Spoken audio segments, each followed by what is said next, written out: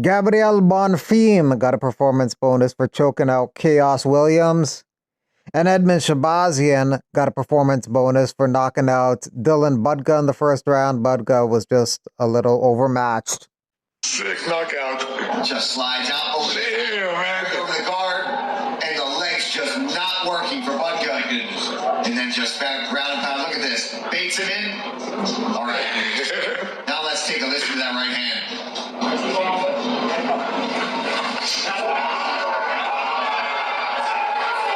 Fight of the night honors went to the main event, Gregory Rodriguez versus Jared Cannonier. A lot of swings and momentum in that fight, ultimately ending in a Cannonier TKO in the fourth. Jared overcame that fight like a Souls boss, wore him down and healed from those knockdowns. I was surprised that Gregory Rodriguez by round 2 was gassed out.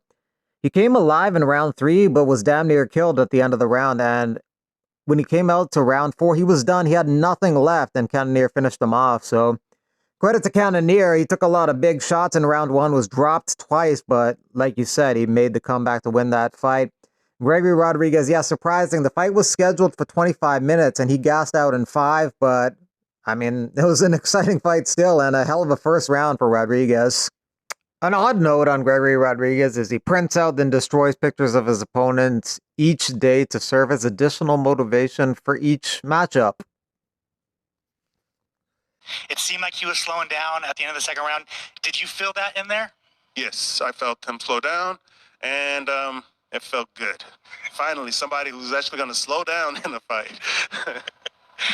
There was a lot of talk, like, at weigh-ins, like, this dude is humongous, and obviously you're a former heavyweight. Like, were you surprised at how big this dude is? No, man, when I saw 6'3" on the thing, and I've seen Gregory fight before, the dude is huge, you know, so, but, you know, I'm used to that. I'm one of the smaller ones in my family. My brothers are bigger than me. My cousins are all taller and bigger than me.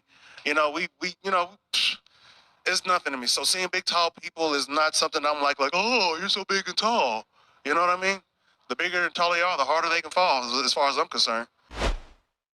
Youssef Zalal picked up the decision win over Calvin Kattar and will enter the rankings on Tuesday. He looked quite good in the first 2 rounds, but drew criticism for running for most of the third round. Welcome back, Usain Bolt, is what Henry Cejudo says. Bilal Muhammad thinks that Zalal is improving a lot, and him and Arnold Allen would be a good fight. Zalal just beat number 10, and Arnold Allen is ranked number 7 in the featherweight division. So what was the game plan for him going in there tonight? Bro, this is the crazy part, is we worked a lot of grappling. I shit you not, I felt like there's Vaseline all over his legs. I swear to God, he was the most slipperiest guy I've ever seen in my life. And I felt like, I'm not trying to be that guy to be like, oh, this, and this, and that. But, man, that was suspicious, bro. I'm like, all right, bro. Much more so than just normal sweat? 100%. Nobody slides like that quick. No way. Yeah. I fought a lot of good guys, Jack Shore and all those guys, and I felt when you're dry and all that stuff, there's no way. And it is what it is. You can cheat the sport, you can do whatever you want, and the end of the day is I'm doing me, and that's what's going to get me to the top. I want to headline a card in the Apex.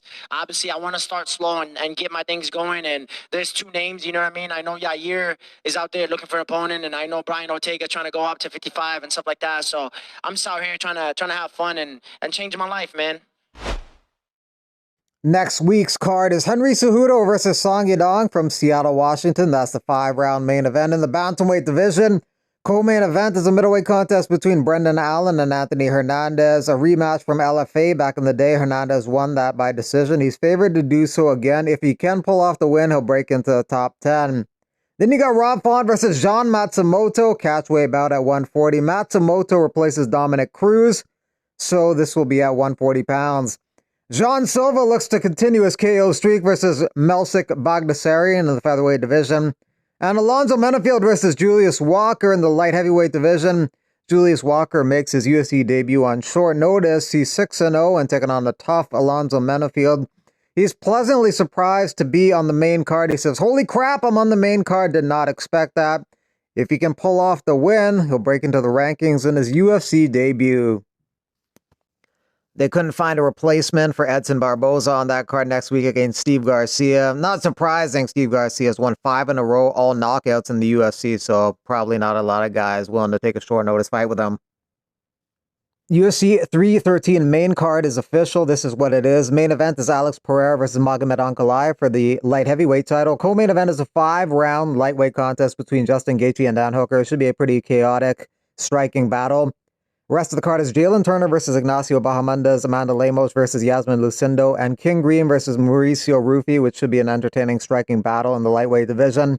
Some people like the main and co-main, but think the rest of the main card could use a little work, but this is what it is. Aljamain Sterling sparring with Alex Volkanovski. Some people are surprised Aljo used to fight at bantamweight, considering his size.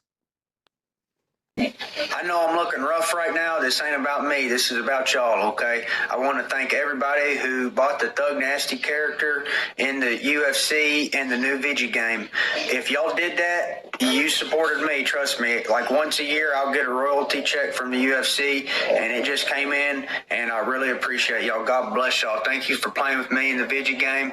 Keep it up. Y'all keep kicking butt with Thug Nasty, and Thug Nasty's going to be kicking butt in real life here soon, so y'all keep supporting me, and I'll keep giving y'all everything I got.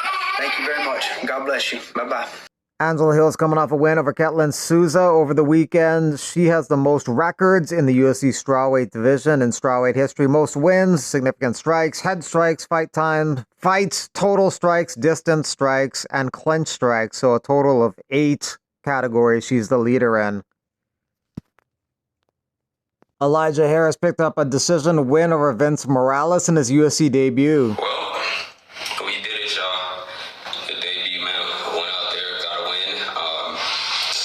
I appreciate all the love and support. And I do apologize that I wasn't responding to everybody. I was just locking in. So I'm throughout the next week, I'm gonna try to, respond to as many people as possible. But don't worry, I do see your guys' messages, and I do see the support and the love. So I just want to say thank you.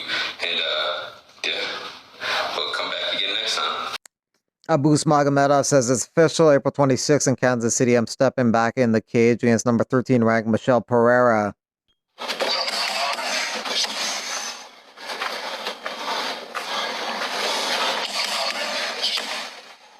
Arman Sarukian probably hurt his back doing this.